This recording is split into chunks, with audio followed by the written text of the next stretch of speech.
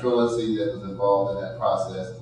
The homicides, and this is back in 2007, that dropped down 24% from the previous year, talks about the type of firearm. The thing you have to be careful about when you're doing these kind of programs, you can't really say that this is the reason why it dropped down. It could be a number of reasons. It could be something that happened at school, at church, at home, or whatever the case may be. But these are things that did occur during that time. And we're looking at, in terms of, now this is Columbus, not just the WMPR area. And we're looking at the victims, 30 years of age and under. So 79 homicides, 79 folks who were killed, 50 of them were 30 years and under. 49 out of 79 were African American. And then this is the known suspect data that we got from the police department too during that time.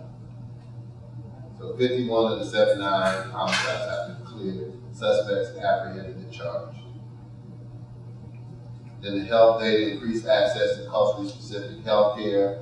A lot of times, there's an issue about people feeling comfortable about going for health care services. And then over at Kent Elementary, the Columbus Health Department put a program over there working with the parents, with the whole family. It was just a beautiful program. They would had walking clubs inside the building, and they would walk and put math, involve math, and them working on their health issues. So it was a great program that they were doing there.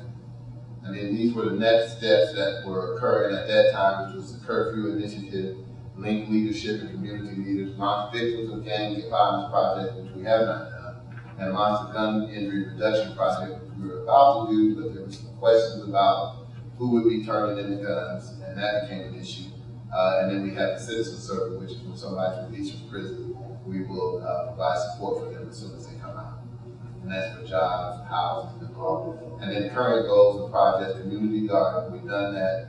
Explore and evaluate climate and conditions for gang troops. We have not done that. We're kind of watching it, but we've not tried to get the troops. Begin policy recommendations, and that's when our program stopped. We hope that ceasefire will be able to pick up on that if we get that grant. And position kind of continue within the WPR zone. So we didn't receive the funding from the city, but what we did do is continue to guard the GED classes and the citizen circle that we have in the community. And then the relationships that we got involved in as a result of kind, we still are doing those. And develop a mass communication plan targeted at youth and younger adults. And we have not done that. Ceasefire does do that. It talks about messaging, multiple messages. It talks about how you get them out. It talks about having a credible messenger. So you know how, for instance, Sprite, when they tried to catch up with the rest of the organizations, and when it came to Pepsi and Coke, they went and got LeBron James, and they went and got some of the rappers to make it, and they start selling it to the younger group. So it's like, how do we get a message to them on the positive side? We got to get it so that we get that messaging so that it does that. Go back. Oh, no, let's see here. Left arrow. All right. Building capacity for community and youth impact. Objective on community partnership network study. That is for us to study how do we work together better than what we have been doing.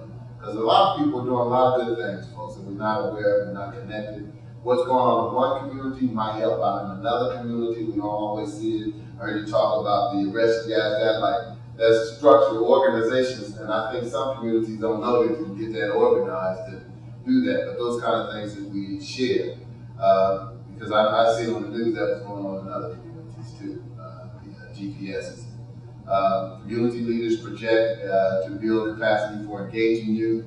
We were finding that a lot of organizations weren't including youth in their planning and in their process, and we were talking about what they needed to add, what they needed to do, and then create and maintain a resource and knowledge center that everybody would have access to. It could be a virtual office, or it could be an actual building that people can go to and work and talk and strategize about what's going on in the community. I'm moving too fast, I'm okay. And then this one is the part we talk about redefining, restructuring, and recreating community support system by addressing risk and protective factors. And it's a grassroots awareness about education campaign regarding risk and protective factors. And then for an example would be like if there's a liquor store every other corner. If I'm a child and I come up in that neighborhood, that's normal. I don't see that as a risk factor. So I think of that as normal. The violence, the noise, all that, I think of that as normal while I'm young.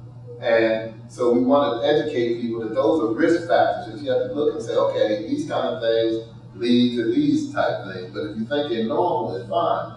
And the reason I think that it can be done because when young folks get older, they can tell the difference. So on Livingston Avenue, where we are, I tell a story about 2-3 summers ago, where when the bright colored bicycles were really, popular, you had those in your helmet and all. So people would be on Livingston, popping a wheelie, turning the music blasting, and they go 3 minutes away, hit Berwick or Bexley, slow down, turn the music down, and nobody has said a word to them. See?